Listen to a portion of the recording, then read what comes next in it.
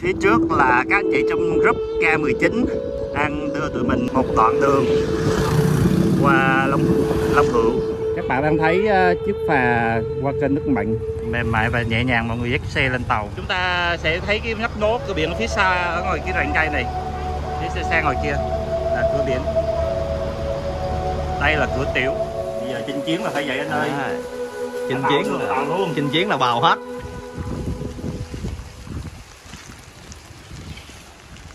Rồi lên đường. Phóng thôi.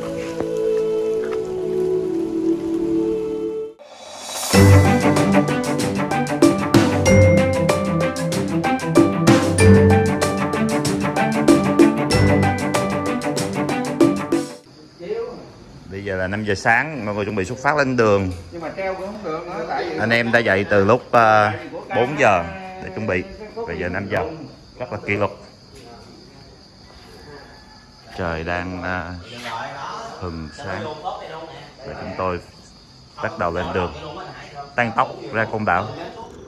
Xin chào các bạn đang đến với Phượt TV và đây là hành trình đi đạp xe lòng vòng thực hiện bởi Tội Nguyễn.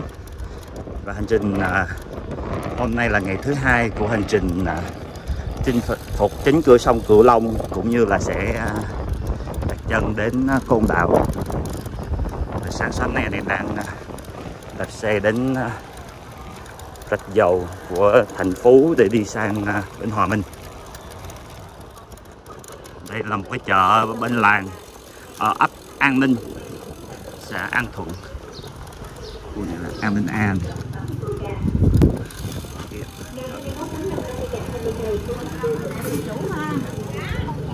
Chợ quê. Chúng tôi đang đến bến đò Hòa Minh.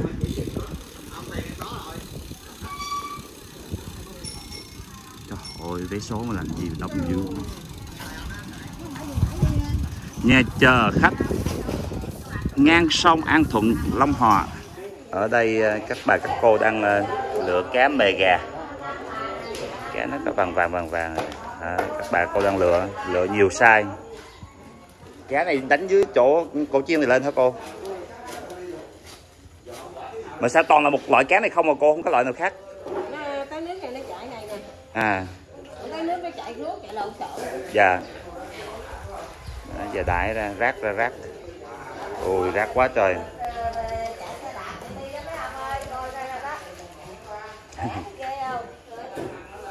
Dạ đi 5 người. Ồ.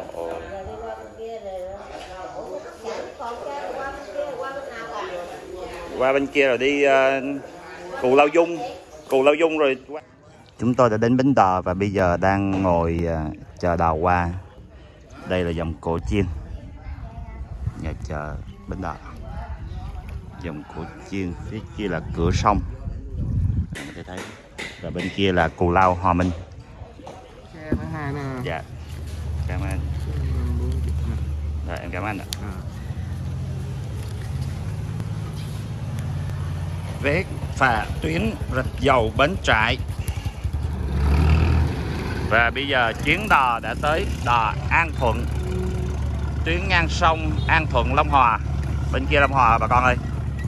Đây là dáng chụp hình của anh Cang, một tư thế chụp hình rất là đặc biệt. Và phà đã chạy rồi. Phà từ từ rời bến cũng là lúc chúng tôi đón mặt trời lên.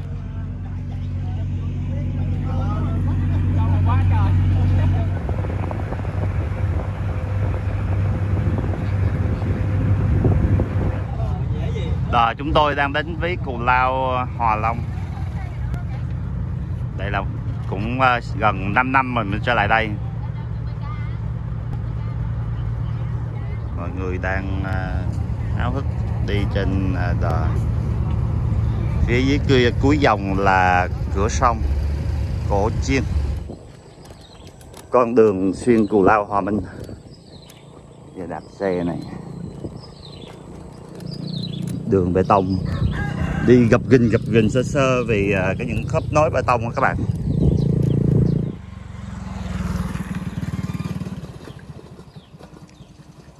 Xin chào anh. Hello anh.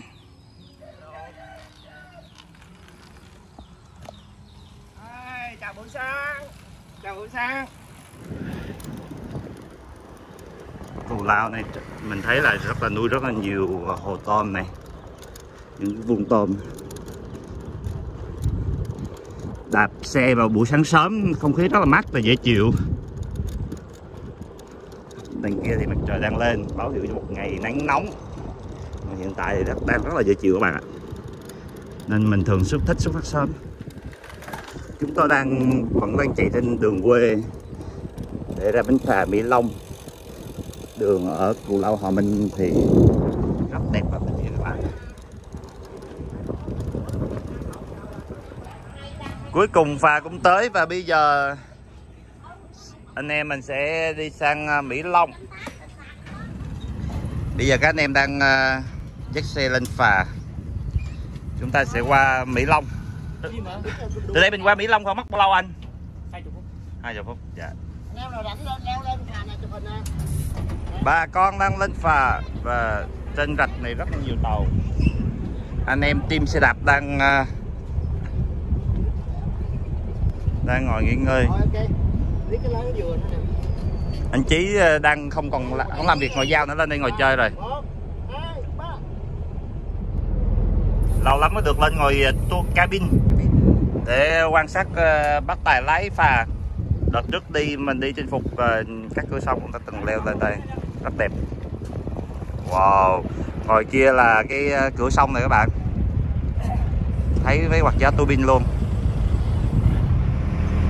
Từ Cù Lao Hòa Minh chúng tôi đón phà sang Mỹ Long. Bến phà đang gần tới bờ và mọi người đang lên xe. Hành trình tiếp theo của chúng tôi sẽ là khoảng 50 km. Ngày năm đi tới đây sóng đánh quá trời. Phà từ từ cập bến. Đẹp quá các bạn ạ. Bên rừng sát.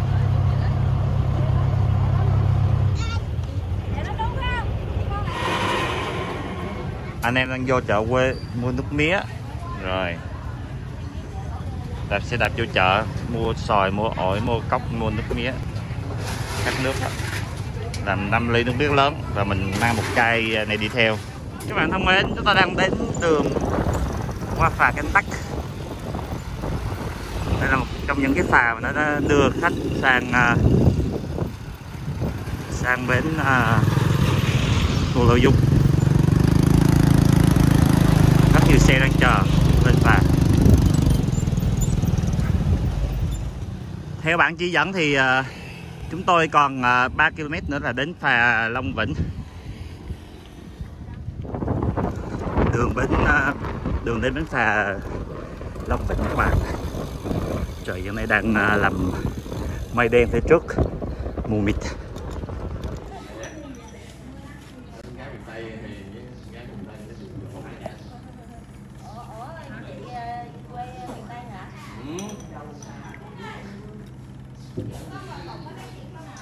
Hôn nữa. Hôn tivi hả? Rồi để mở cho tôi coi nha. Rồi nha. Trời ơi, người quen. Người quen. Có luôn. Các bạn thân mến, các bạn có thể thấy đây là cửa Định An và phía bên này là Cù Lao Dung. Chúng tôi đang có mặt trên bến phà để sang Cù Lao Dung. Trong quá trình đi phà này thì gặp lại anh tài công của cửa Cung Hầu mà cách đây 6 năm về trước. Ảnh ngồi trên kia, anh em đã gặp nhau. Ăn sáng trà vinh rồi xong ấy á. Rồi ơi, 7 năm gặp lại. Chúng ta còn nhớ vậy là da dữ tay. Em hồi nãy anh nói chuyện xong em thay đổi gì đâu. đúng rồi, không thay đổi, có nghĩa là để râu thôi. Trời ơi, vui quá. Rồi anh em lại bắt đầu đặt chân lên Cù Lao Dung.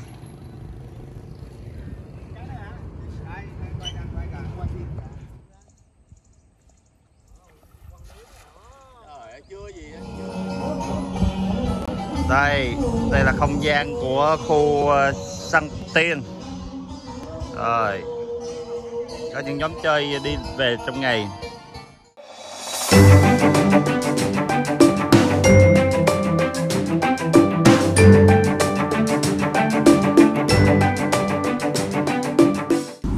Rồi chiếc xe đã được đi qua Côn Đảo rất là vui. đâu đó cập bến đập. Giờ chúng ta sẽ đặt xe đạp đi về trung tâm. Rồi nhờ anh chuyển xuống, hay quá anh ơi. Dạ cảm ơn anh ạ. Trên đường đạp từ cảng Bến Đầm về thì mình đang đi qua mũi Cá Mập.